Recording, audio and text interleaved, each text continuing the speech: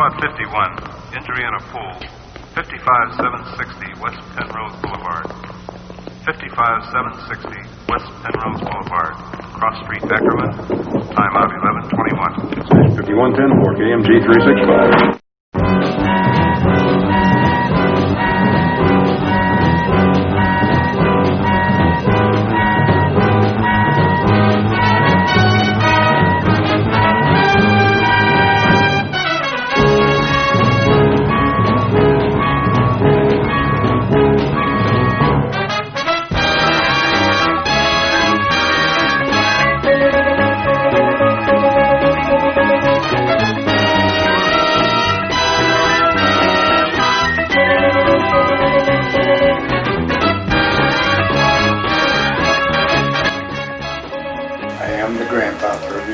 Yes. And I'm here to talk about it. Well, welcome to this special edition of Mr. Bacon's Neighborhood. And today is, boy, I could get emotional just talking about it. Sitting here with Ron Morin. It's a privilege and an honor to be able to sit here and chat with you, and thank you for agreeing to meet with us. I don't know anybody in the state that works with fire and EMS that doesn't know Ron Morin, and he is just found out. I always knew Ron as a dinosaur of EMS, but now there's a lot of us that are dinosaurs in EMS, and he's graduated now. He's a grandfather, so he's the one that we look up to as the grandfather of EMS in the state. So Ron, thank you for being with us here today. My pleasure. Thanks for having us here here at your house. So. Would like to, we'll just start right out. You've been in EMS for a long time, so give us a rundown. Well, being the grandfather of EMS, at one time I appreciated the fact that I was the oldest licensed paramedic in the state. Some of those fellows have caught up with me now that I'm not actually licensed as a paramedic anymore. But my contributions over the years have gone way beyond being a licensed paramedic.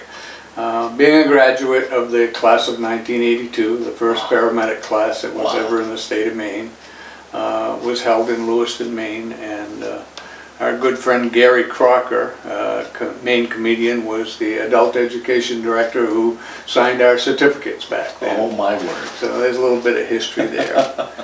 To go back a step further, in 1971, I heard about an EMT course at a Harvard Medical School, and that was really the first one. It was a 40-hour EMT program. Wow. And I decided that's exciting, and I drove to Massachusetts to take this 40-hour program. And after I finished it, I was so excited about it, I said, how do I bring that to the state of Maine? And they said, well, if you find a medical doctor who can teach the medical lectures, who will let you coordinate and teach the EMT program in the state of Maine. And I did that with good help from Dr. Paul Brinkman, a surgeon here in Farmington, who helped us teach that class for a good 12 years. We continued on for 28 years at the University of Maine in Farmington, teaching an EMT course every year.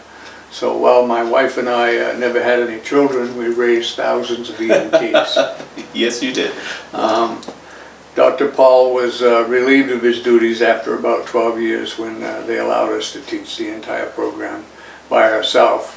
And that program turned into an 81-hour program, and then a 120-hour program, and I don't know, it's over 350 hours now today, the same EMT program.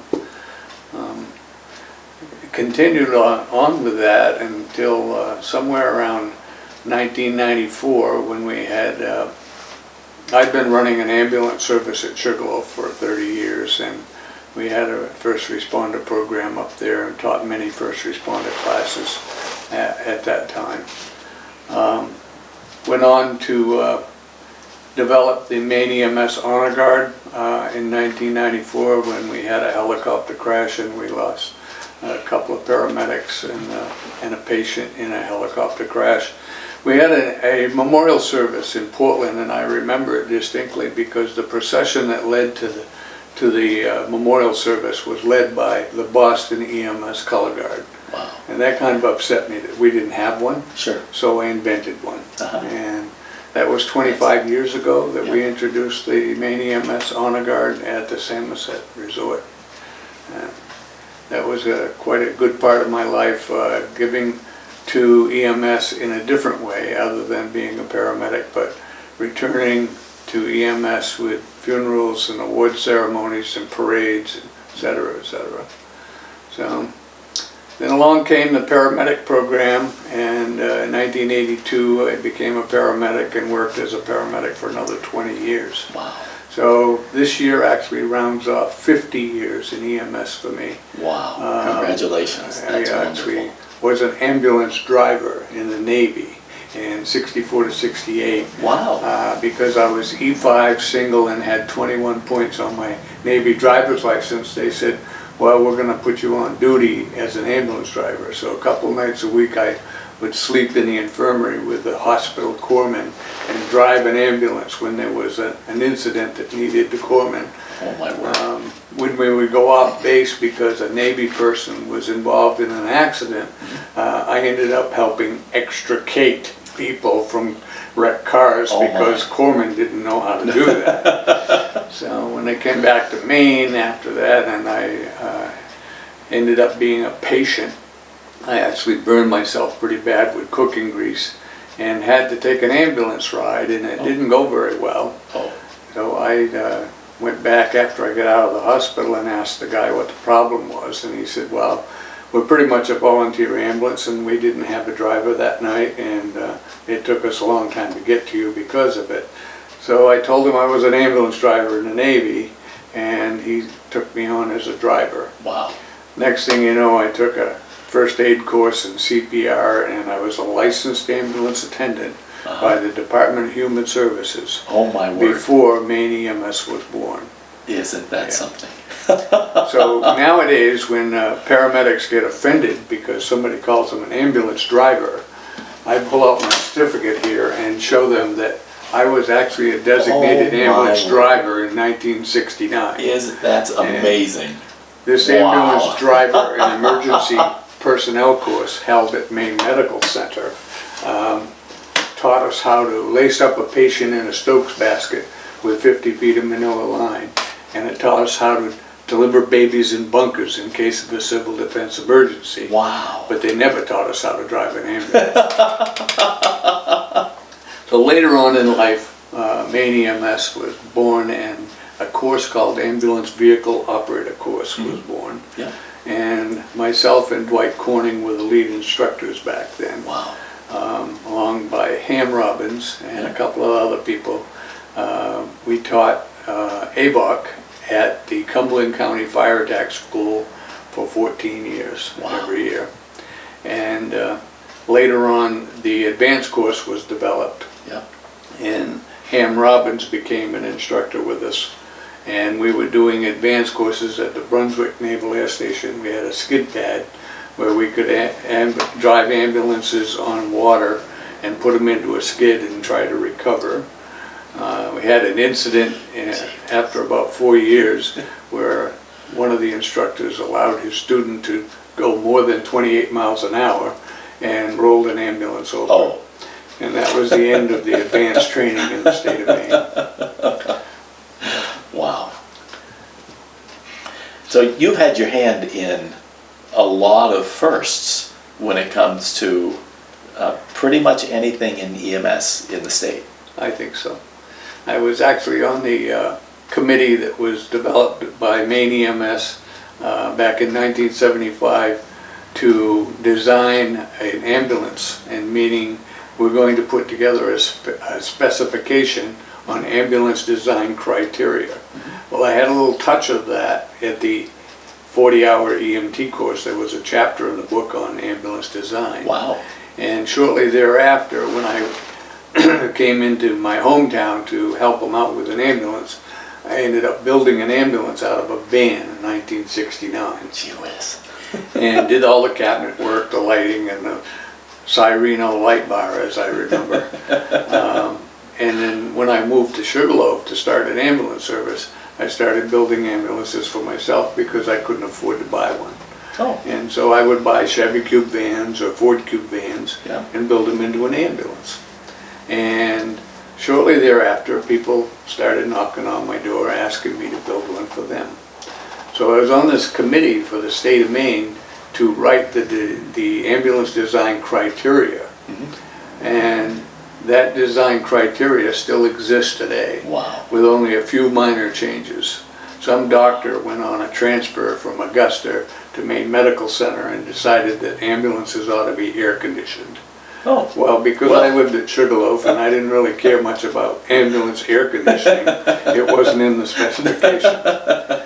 But that doctor went to the board and got the rules changed on ambulance design criteria would require an air conditioner in an ambulance. And the same year we actually decided to require a siren. Wow. That wasn't in there. And that wasn't there. Yeah. Wow. Some of the things that were in there were kind of simple. At the time, it required one dome light above the patient with an 1157 bulb in it. Oh my. That was the only requirement.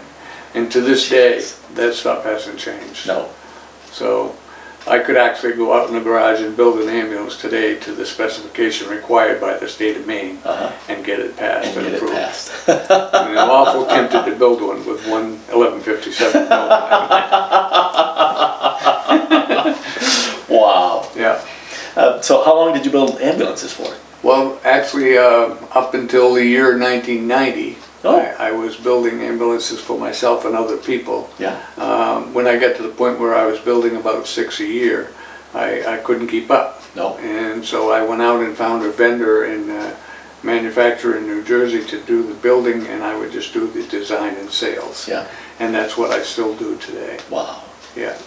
So I've delivered more than 650 vehicles in the state of Maine and more than 100 in New Hampshire over 30 years. That's phenomenal. Continuing Just in EMS, if you will. Continuing in EMS. Yep. Given another way. When did you give up your EMS license? It's been about 10 years. Has now. it? Yeah. And were you always with? I know Sugarloaf Rescue has had several different name changes along the way, but were you always there? No. After I think it was about 1996 that I sold the ambulance service to a guy named Pete Boucher, who was owned it for a couple of years, and then he sold it to Franklin Memorial Hospital, Oh, okay. which is now known as North Star. Right. And they began to consolidate other ambulance services in Franklin County and Livermore Falls, and they now own the 5 services in Livermore Falls, Farmington, Phillips, Rangeley, and Sugarloaf, and they're all known as North Star. North Star. And our good friend Kevin McGinnis had a lot to do with pulling that together and making it a system that would work. Yeah. Yeah. Along with another guy, Dave Roby, who has since passed, but he was the guy that really made it happen. He was insistent that they were going to be one, and they became one. Wow. It's a very big system. Yes, it is. Yes, it is. And terrific. I interact with them a lot at the different services that I have worked for. Wow. So I continue to sell them ambulances. Very good. And they're not building ambulances up in that area anymore. No, that's all not done. at all. That's all done in New Jersey. Yeah. Wow. And you had the whole. You designed everything and built everything right there. Yes. All yourself. Were you still operating as running as a paramedic? Yes. At the time, and Yes. still answering Drop the the call. saw, pick up the radio, and jump in the ambulance and go. And away you go. Yeah. Yeah. Wow. Wow. There was so I have to tell one story of a person that actually worked with you. I never had an opportunity to work with you. It was at the time he was a young fellow, and he was he might have been a basic, might have been an advanced, and so this was there was a takeaway for me because I adopted it in the way that in the way that I respond sometimes. You were working in Sugarloaf, and there was a call on the mountain, and he got all excited. But it was more than just going over to the medical shack. You actually had to go up onto the mountain and search for the person and bring him back. And he said I was all excited and grabbed my stuff and went to the truck. And he said, but Ron didn't. Ron went to a phone at a desk and sat down. and he said, I came back in. I said, aren't we going? And he said, well, what are we going to do? We have to get our resources all together. You and I aren't going to do anything all by ourselves. And now we have to put everything in place. And he's just said, wow. And as he told me that story, I thought, you know, there's a lot in that little story right there, because it's more than just grabbing our coat and running out the door.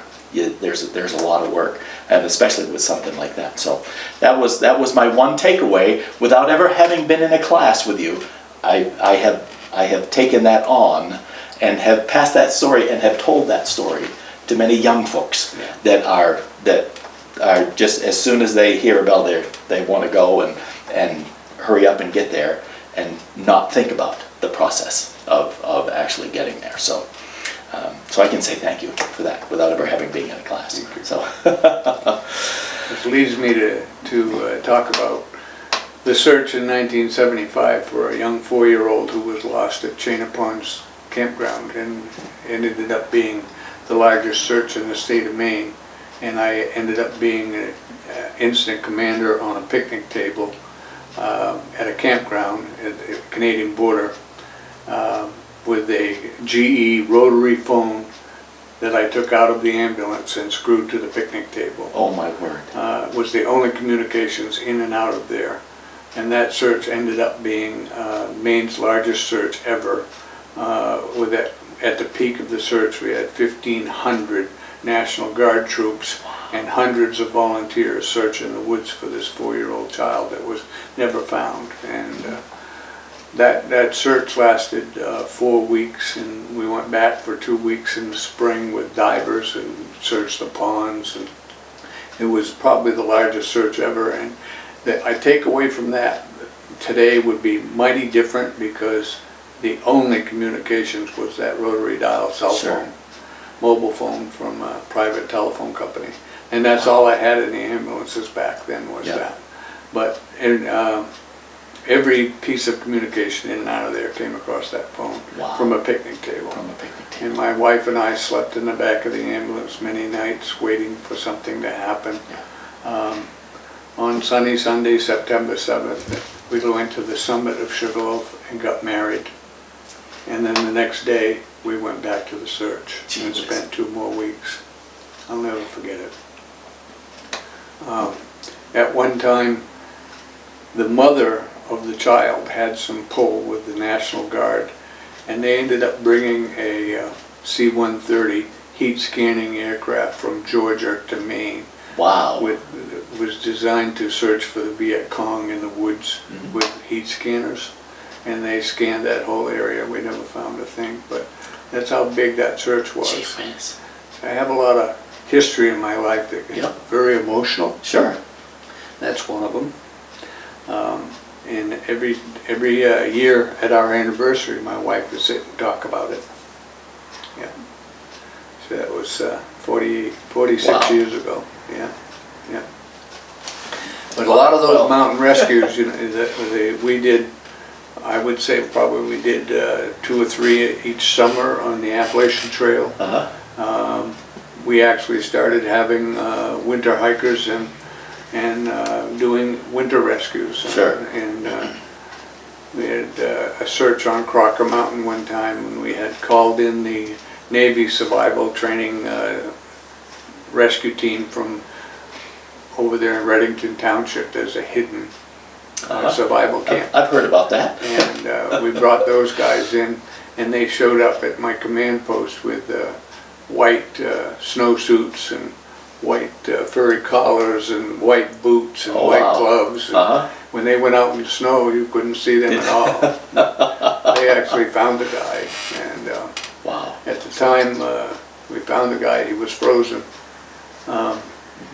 Called medical control and said, I have a problem. And Dr. Jackson in the ER said, what's the problem? I said, the Navy found this guy, and they don't believe that he's dead until he's warm and dead. Yeah. And he says, well, if they found him, it's their patient. Let them do what they want. And we loaded that guy into a helicopter and flew him into Maine Med, where they warmed him and pronounced him warm and dead. Yeah. Wow. Yeah. Wow. A lot of things in my life. Well, 50 years. 50 years of answering the bell for stuff that you probably, some of it you wish you didn't have to remember. Yeah. And yet some of it is heartwarming and stuff that you can hang on to. Sure is. A book anytime soon? You know, I've been asked that a few times, and I refer to a map that we had at the Rescue Center in Carabasset Valley. I had a topo map, and I always wanted to collect. I want to shut that off for me, Jeff. I always wanted to collect that map, and every pin that I put in that map had a description of the event in a code. Sure. But that map still exists, and it's not out of the question yet. Wow. But I do think that I could recreate a chapter in a book on every pin on that map, and there's over 325 pins on that map. And that's what we called off-road rescue, and today they call it wilderness rescue. Sure. Okay. Things go around and round. We call them off-road rescues. Whenever we left the road, we put a pin on the map, and I'd really like to do that someday. Sure. Yeah, I told Mike Senecal, who's the supervisor of North Star, I said, if you ever think about taking that map down, let me do it. Right. Absolutely. Yeah. That's yeah. But there was some crazy stories over the years. Sure. Yeah. And we could sit here for hours, and I could sit here for hours, just listening. So let's talk about a chapter that you started. The culmination, if you will, is sitting out here in the garage, and you've got the shirt on. Talk to me about Lost Angels. Lost Angels is a project that I started merely because I was so impressed with the TV show Emergency from 72 to 79, where two guys named Randolph Mantooth and Kevin Tighe were authorized by California's governor at the time was Ronald Reagan, and he signed legislation to allow firefighters to become paramedics and practice medicine in the streets. And they drove a truck called Squad 51 on this TV series. Yeah. And you and I watched that when we were growing up, yes, we did. As well as thousands of other people. And so I decided to build a replica of Squad 51. And Lost Angels has changed its focus now, called Squad 51 History and Education Project. Oh. And what I do with Squad 51 is I go around and I teach other people where the dinosaurs of EMS came from, meaning us. Yeah. And so I have been all over the country with it over the last 3 years. It started out as I was going to do a little project. It turned into a little bit bigger than I planned on. I was planning on buying a Reading body and converting it to make it look like the Squad. And I found out that a Reading body had multiplied in numbers over the years, and they wanted $15,000. Oh my. I wasn't prepared to do that. No. So I went on eBay and I typed in used utility body. And the first thing that popped up was used utility body from the TV show Emergency from Los Angeles County. Wow. I looked at it, I studied it, and I said, this can't be real. It had been buried in a storage shed in Palm Springs, California for 15 years. And this guy was trying to make a trailer out of it, but he couldn't figure out the cab to axle dimensions or whatever, so he decided to abandon it and put it up for sale.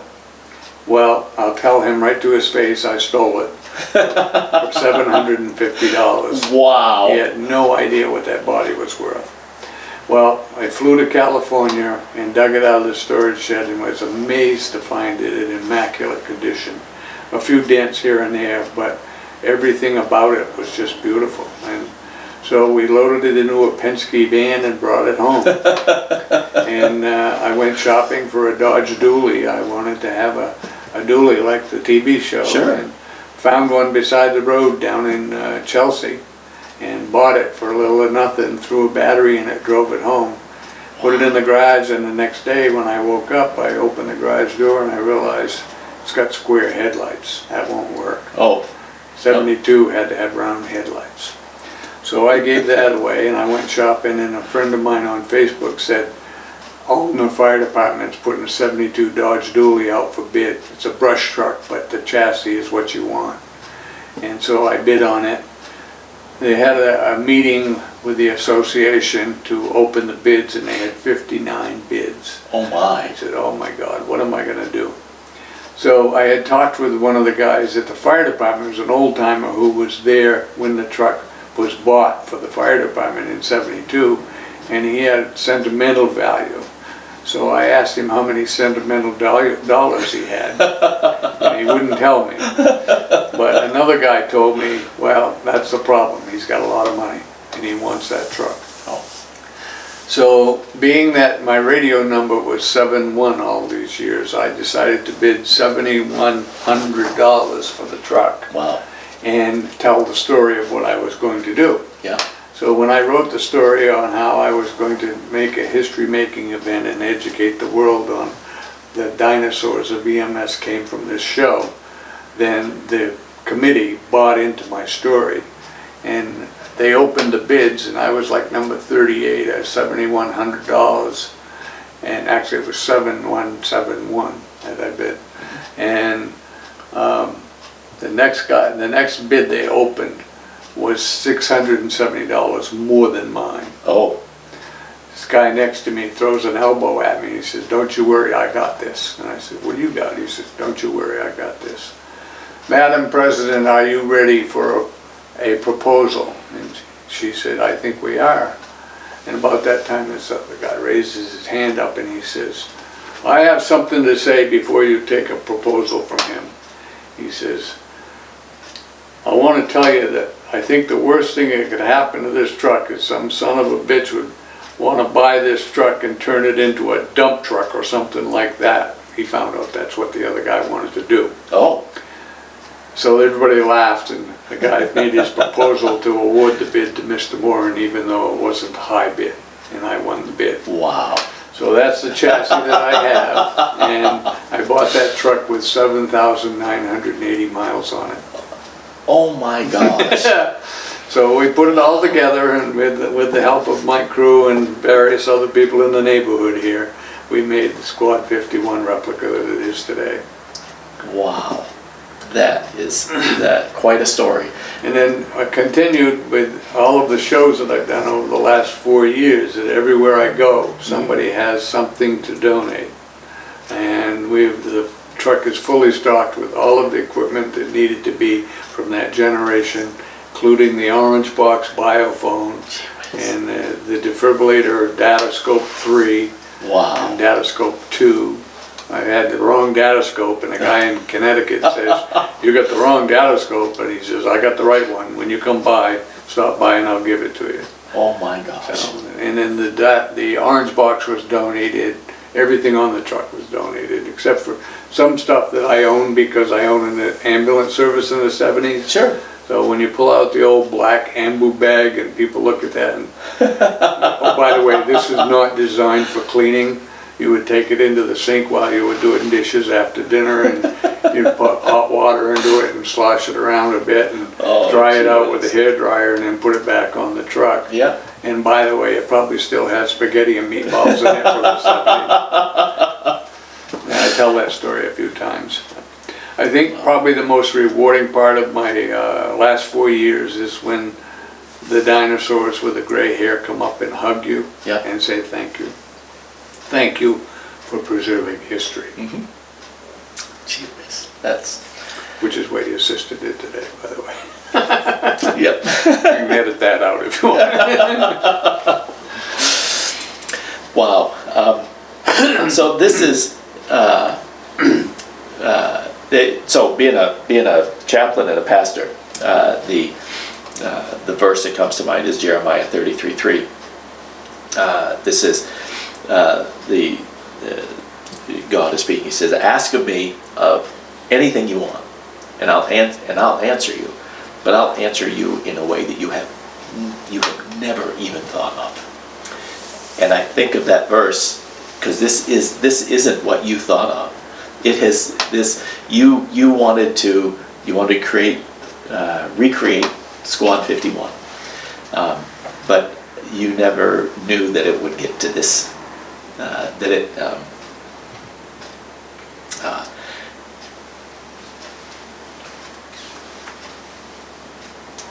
would touch people. Right. And the way it has touched people, it's heartwarming, and you're shedding tears, but I've shed a lot myself Sure. over 4 years.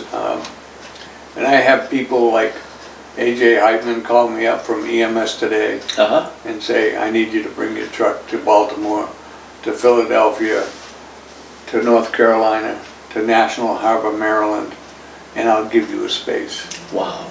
That space he gives me every year is a $4,800 value that I would never pay for. Sure. But when the people show up to look at that truck, it's amazing. Yeah. And they just go haul all their friends in and say, come look what I found, you know. Sure. I have been over the country in the last 4 years. I've been to Indiana, Ohio, Pennsylvania 4 times, Maryland, North Carolina, Lake Placid, New York, all EMS shows, state EMS shows. And in the past, people have paid my expenses to do that. In the future, they pay my expenses and it'll be tax deductible because it's now a 501. Wow. And so that's why I did it. I have to tell you a funny story. There are so many people that are so involved with this vehicle that greater than I ever imagined. Sure. I was on my way to Lake Placid 2 years ago. We were running a little late. My wife was with me. We're heading down the Maine Turnpike. I'm doing 78 miles an hour towing a trailer with a squad on the back in the left-hand lane. I know that's not a good thing. I look up and there's a state trooper in the median. I said, he's gonna come and get me. I look in my mirror, he's not coming, he's not coming. Pull into the Kennebunk rest stop, here he comes. Jumps out of his car and he says, man, he said, it took me more than 5 minutes to get out of that median strip and get turned around. He said, I knew there was only one chance in hell that I'd catch you, and that's that you like coffee. And I said, yeah, I like coffee. He said, do you mind if I take pictures of the truck?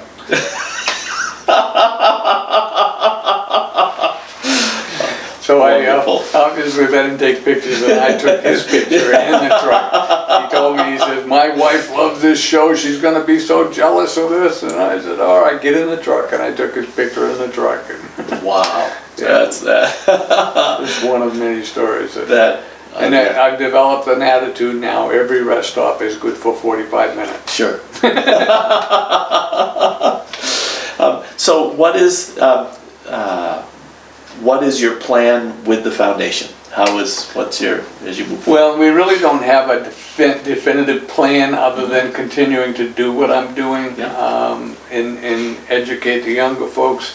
And it is so rewarding to have a crowd of young EMTs come in awe and stare at the truck and the equipment, and I talk about all the equipment and how, okay, this has been outlawed because the jaw screw's been outlawed because the ambu bag's been outlawed because you can't clean it. Right. You know, all of those things that I show them. Sure. I even have a McSwing dart on the truck. Wow. Do you know what that is? Yep. All right. Oh my gosh. So I had bought that for myself in 1982. Sat in the bottom of my trauma box for 20 years. Never used it, but I had it. Just in case. Until 1984 when they outlawed it because the trocar was so long that it actually punctured a guy's heart and killed him. Oh. And so it had to be outlawed. So the younger folks are just fascinated by these stories, you know. And then you tell them, this is where we came from. Sure. This is why you're here. Yeah. Because this program was developed and it took 10 years to come across the states to hit the state of Maine when I was in that first class. Wow. And that's why I was. Yeah. So other than that, we don't have a definitive program, but that's enough. Sure. Before COVID-19, I was on the road every weekend all summer long, Sure. and I will be in the future. Yeah. Yeah. Wow. So would you like to see the truck? I would love to see the truck. Yes. Let's take a walk out. So I've noticed all you have to do is, you can jump on the internet and Google anything, you put in Squad 51, and there are so many pictures of replicas that come up, but I've never seen one as perfect, As accurate. as accurate as this. Yeah, people have sent me links and take a look at this, and some of them are they're happy with what they got, but it wouldn't be me. Sure. And then the fact that I've got all of the equipment that was originally on the show too. And we were at EMS show in North Carolina when this guy came up to me and he says, "What do you need?" And I said, "Well, I could probably use a container of bicarb." And his nurse girlfriend comes in the next morning, just got off shift, and she's got this container of bicarb in her pocket, and she says, "I got something you want." And I said, "What would that be?" And she says, "Well, am I going to get a t-shirt?" And I said, "Well, it depends on what it is." So she pulls out the bicarb, and of course, the big deal on the show was Johnny and Roy used to pop the cap on the bicarb. So now I have the bicarb. You've got the bicarb. So that's part of my show, and I have to do the bicarb thing. Yep. But So show us some of the equipment here that is authentic. well, typically the biophone is a big deal. Biophone, I think I probably searched for 2 years to find the biophone. Back in the day, you used to have to call the hospital and send them a strip and get instructions from the doctor. Sure. Paramedics do it all today, and we'll talk about that a little bit more later. But Johnny and Roy would pick up the biophone with a UHF radio phone. They would call Rampart, "This is Squad 51, I'm going to send you a strip," and they'd push a button, and the datascope tied together with the biophone would send a cardiac strip to the hospital, and the doctor would tell them something like, "10-4, I see this on your monitor. I want you to start an IV with D5W, KBO, keep vein open, and transport as soon as possible." Sure. So then Johnny and Roy would pull out the Wow. glass bottle of D5W, have a bystander hold that up. Yep. Well, they would start the IV, and you don't have to worry about dropping these because they actually bounce, they didn't break. Oh my word. And so a nurse friend at Franklin Memorial had this on her desk for a couple of months waiting for me to come pick it up because I was on the road. Wow. But that's a pretty rare item right there. The esophageal arbitrator airway, for some of us who have been around for a while, would know that this was put into the esophagus to occlude the esophagus by inflating the bulb on the end of this tube. And the idea being is that you wouldn't be able to get vomitus up and down the trachea. Well, these are a little sticky because they've been used a couple times. But you can see right here that I'm not throwing it away because you can use them up to 5 times before you throw them away. And so when you tell the younger folks that, they just kind of puke right on sight. Wow. Yeah. And then in my airway kit here, I got a couple of items that kind of great tools. Back in the early days, when you had a patient that had a seizure, a head injury, and had a clenched jaw and you couldn't get an airway open, Sure. then you used this thing called an oral screw, a jaw screw. Yep. And when I was teaching EMT courses, I would tell people, all right, when the class gets a little out of control, this is an oral screw. Now that I got your attention, can you tell me what it's used for? And basically it's used for opening the airway. You put it in between the teeth and you'd screw it open, and then you would insert an oral airway. An oral airway, when they first were introduced, were made out of a wire basket and a tether strap. Now you ask, what's a tether strap for? Well, if you put the airway in and the patient was somewhat conscious and they gulped, you could retrieve the airway with a telescope. And that's an original. So the problem was with the wire basket airway was that the patient could actually clench that and close the airway because they had enough jaw strength to close that. And later on they made them out of plastic because of that. So back in those days, in 1969, the American Heart Association told us that CPR would save lives.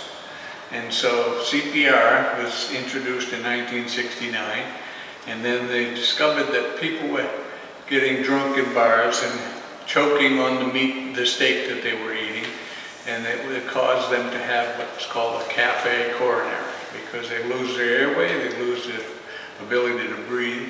So the American Heart Association introduced an item called a choke saver. Wow. And the choke saver was designed to go in and retrieve the meat out of the airway and open the airway so you could do month-to-month resuscitation. Sure. See the tongs in there? Unfortunately, somebody pulled a tonsillectomy with one of these and they got outlawed shortly thereafter. They actually sold these to restaurant owners for $3 at the time. Oh my word. Marketed by the AHA. Wow. Just a way to save lives. Yeah. And this is the famous ambu bag that I spoke of, and it wasn't designed to be clean, so you can see we modified it a little bit, and we took the valve out and we washed it in the sink while we were washing dishes after dinner, and dry it out with a hair dryer and put it back on the vehicle, and hopefully somebody could actually get the spaghetti and meatballs out. The datascope, the biophone, and the heart monitor over there were all donated by people along the way. And my wife bought me this lunchbox in 1975 while I was watching Emergency Real Life, and it came with a thermos in it. And so, because I had left tomato soup in it for a whole year, and it disintegrated the plastic of the thermos. Oh my word. But it preserved the box because it's an acidic cleaner. Sure.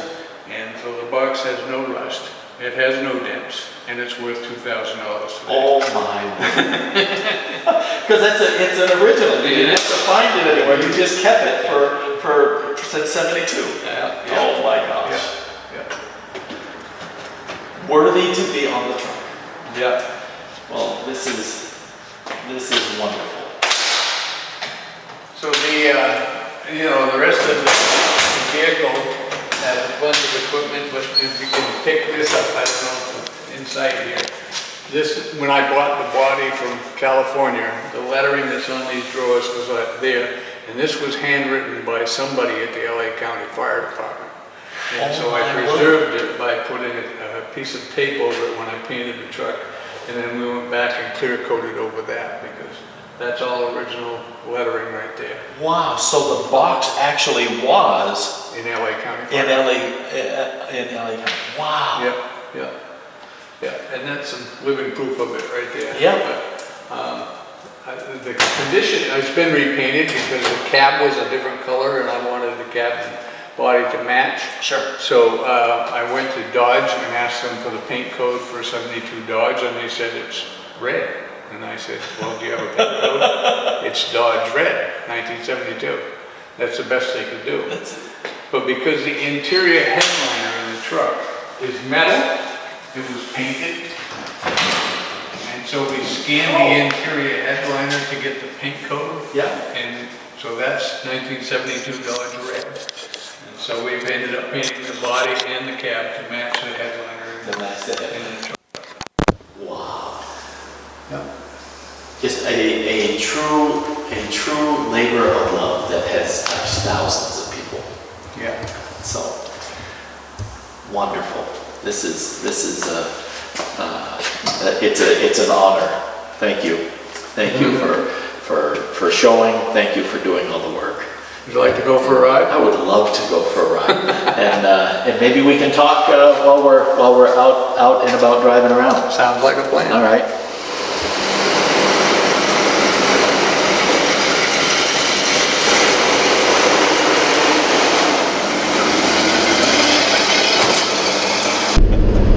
got the information on the call?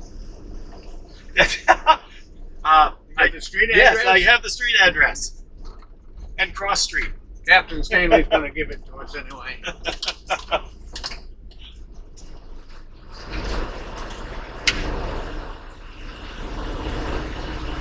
So anywhere you go with this, except for doing little roundabouts here, you trailer it. I do. If it's within an hour of my shop, then I'll drive it. Yep. And did a lot of parades and stuff within an hour, but pretty much everything is within an hour from here. So I think the Moxie Festival Parade was a great one. Sure.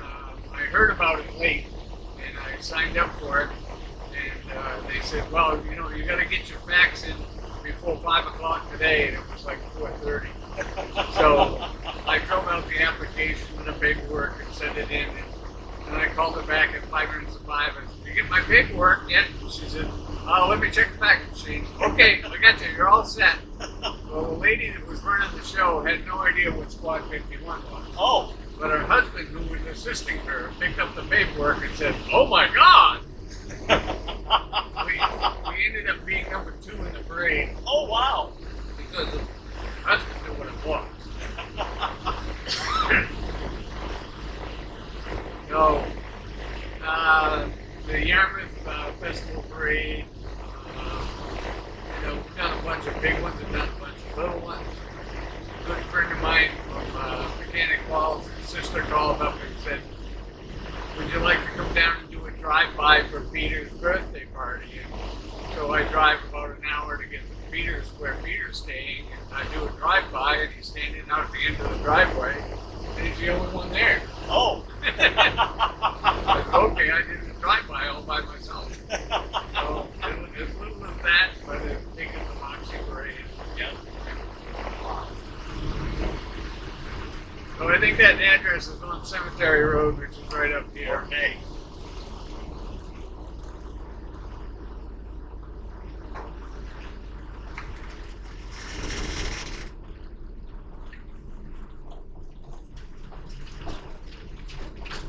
This is actually the first time. It's been out for quite a while. Yeah.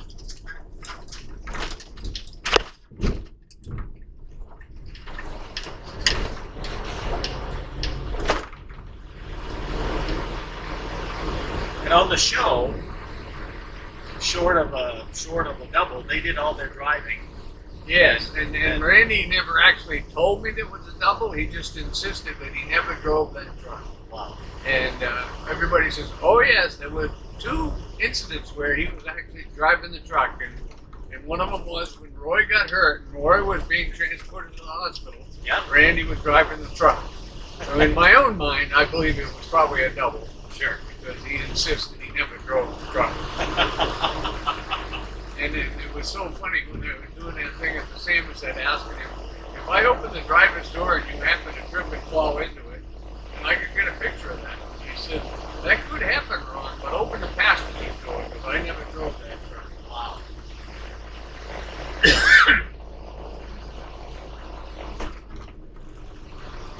So Randy has become the spokesman, if you will.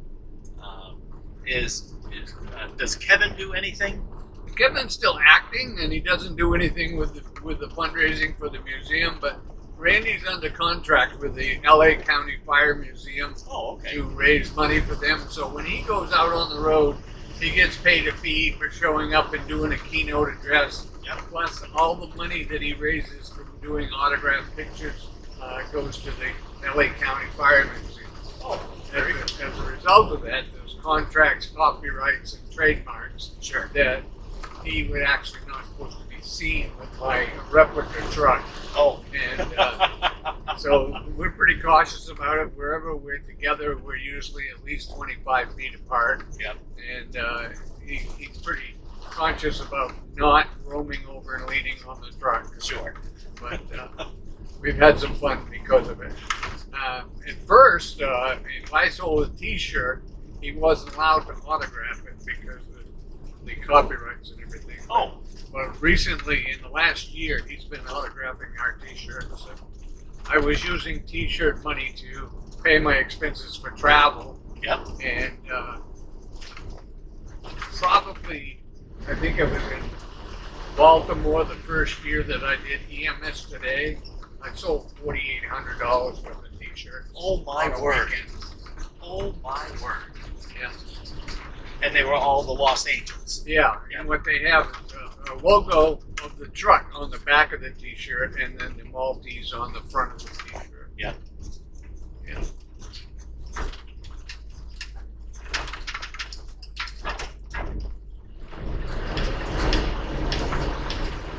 We may get back to base somewhere. I really don't know this road. If we just keep taking right-hand turns, at some point we'll make it back out. That's what I'm thinking.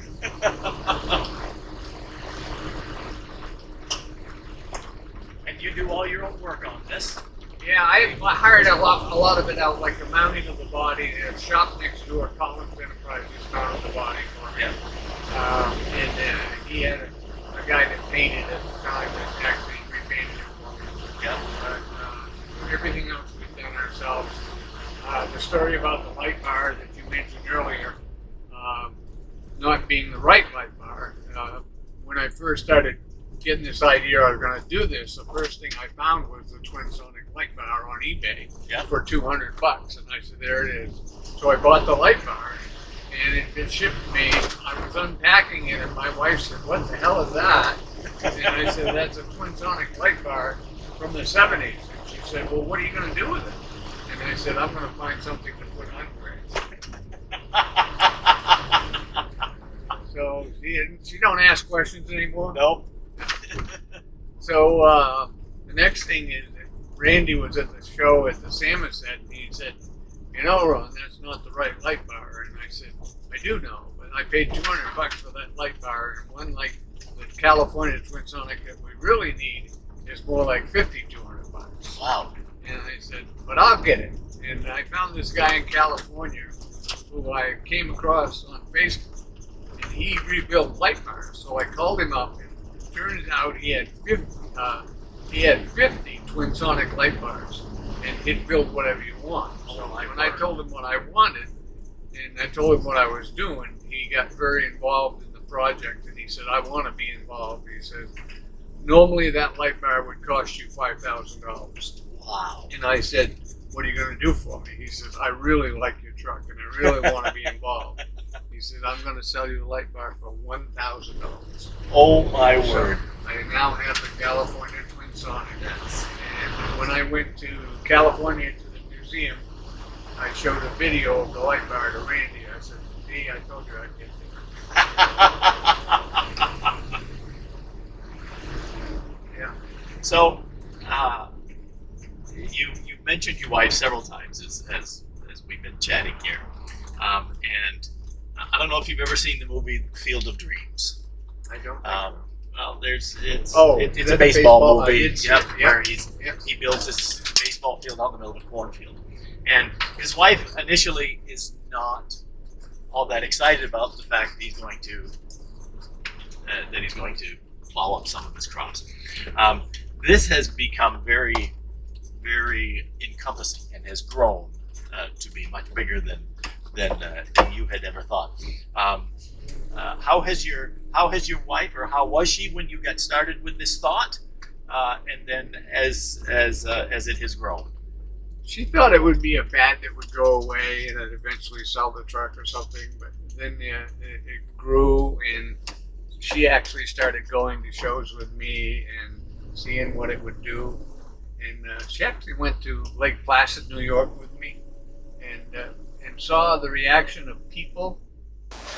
So thank you for the privilege of being able to go for a ride and being able to chat while we're out and about.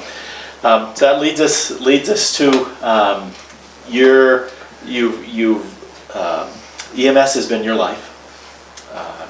You've saved lives, transported thousands of people, built ambulances, trained people, been an influence on thousands, and a dream come true of having Squad 51.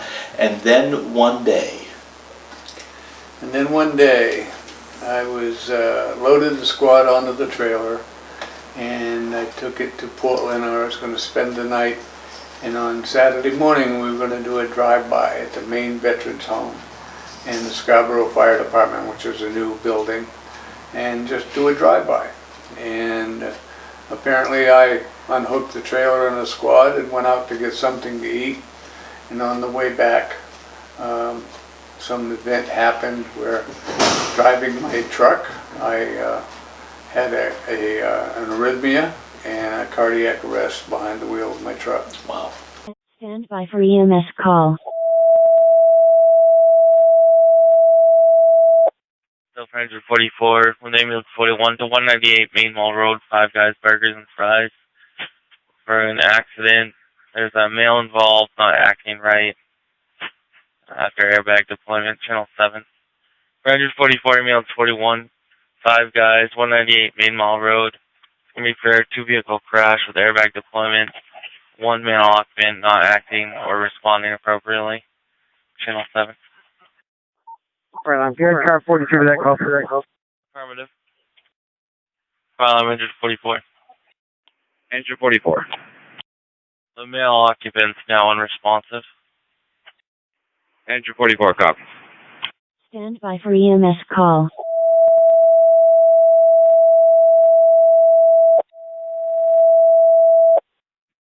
Ladder 45 with the company's 198 Main Mile Road, Five Guys for a vehicle accident. Officers pulling out an unresponsive male to start CPR, channel 7. Ladder 45 with the company's Five Guys, 198 Main Mile Road, accident with a male they're starting CPR on now, channel 7. Ranger 44 is on scene. CPR in progress. 10-4 on scene, 1740. CPR is in progress.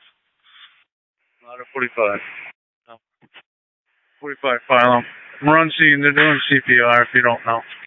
10-4, we're aware. Thank you. Car 42, Carlos. I'm answering car 42. We've got a pulse back. 10-4, pulse back to 1753. I ran into a small car with a couple of women in it, and they discovered that I was unconscious behind the wheel, and they pulled me out of the truck, called 911, and within minutes a South Portland police officer arrived along with his supervisor, and they started CPR on me. I was gone.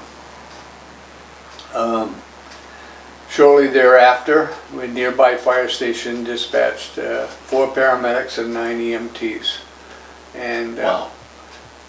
excuse me, 6 EMTs. There was a squad of South Portland, Maine firefighter, paramedics, and EMTs started working on me with CPR in progress, defibrillation twice, somewhat of a rhythm, intubation, and had me in the cath lab at Maine Medical Center in 18 minutes. Wow. Obviously none of this known to me. As I awoke after 72 hours of hypothermia treatment, the program manager met my wife at the door with a smile on her face saying, "He's awake." I began to gather thoughts, and people began to tell me what happened. Step back, September 2019, when I had my wellness physical at my local doctor in Farmington, Maine, who sent me for a routine echocardiogram. Nothing showed. All my blood draws were in normal range. I had no signs of any blockage whatsoever. But on that day, August 14th, I had a total blockage of the LAD, and I went into cardiac arrest. I spent a week at Maine Medical Center, making my strength come back, checking my mentation. I can recollect anything you want. Obviously, I've done that today. You have done that today. But I cannot recollect the event or the night before, and I did not know why I was in Portland. I had to look at my calendar, and with some help of my people, told me why I was in Portland. Wow. But that's really the only thing that I've lost. I think I'm doing really well mentally. Physically, I've been doing everything that physical therapy has asked me to do and exceeding their expectations, doing the stairs without a problem. And I'm scheduled for an echocardiogram next Thursday, which is going to tell me what the output of my ventricle is in relation to what it was. We're in hopes that that shows some improvement. I think it has. I think I feel stronger than I did before. I don't take as many naps as I used to, and we're probably on the mend. Yep. So a good friend of ours who is an EMT and a nurse at Maine Medical Center somehow was able to retrieve the names of all the people that saved me. Wow. In the South Portland Fire Department. In this, we won't say who or how, but I got the names. Yep. I called the South Portland Fire Department the next morning and I said, need a roll call in front of this phone and put me on speakerphone. I have something to say. And what I said was, thank you. In my 40 years of EMS, I can count the number of thank yous on one hand that paramedics receive. This is not one of those days. This is a really big thank you. And they recollected the events and told me some things, and I asked some questions, they answered some questions. But then one of the younger guys, who was a paramedic that actually knew me, said, I'm really sorry, Ron, that you had to be transported in something other than your own ambulance. I said, I can neither confirm or deny that that happened. I was unconscious, intubated, and defibrillated, and I refuse to accept that. We joked about it. And then as days go on, you get a lot of people talking about the events, and one fellow said to me, he says, you probably trained the trainer that trained the trainer that trained the trainer that trained those guys that saved you. Sure. And I say, I'll give you that. Yeah. I am the grandfather of EMS. Yes. And I'm here to talk about it. Yeah. Wow. And for those people that say I look great, I probably looked great before because I haven't changed. And I will say, yes, because you have not, in the 26 years that I have been in the business, there's no, not a lick of change, not a lick of change. So when I came in and I said, Ron, you look great, and your question, well, what did I look like before? You look great before too. Yeah. So. This has just been phenomenal. I could sit here and just do a kitchen table talk with you for hours, but I truly am honored and appreciate. I appreciate you coming. I appreciate all you do. I appreciate all you do for EMS, and like I said, the last video that I watched with you and about the call and the stress that you endure, it was very, very touching. Well, and it made me cry. Well, I want to thank you very much. You're a special man in many ways. Thank you, my friend. So, thank you. Thank you for joining us this time on Mr. Bacon's Neighborhood. Until next time, wish you well, be safe, and as always, make good decisions.